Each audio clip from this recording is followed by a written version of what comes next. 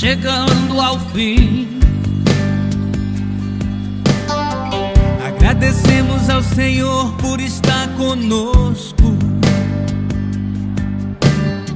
por sua graça, misericórdia, Deus da provisão em todo tempo,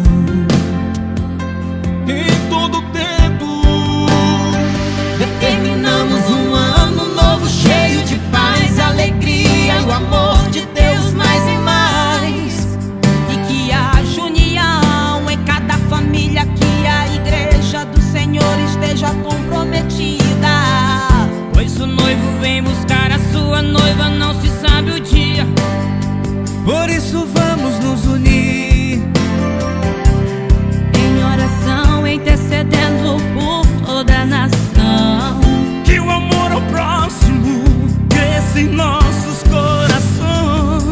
Feliz ano novo, feliz ano novo, feliz ano novo.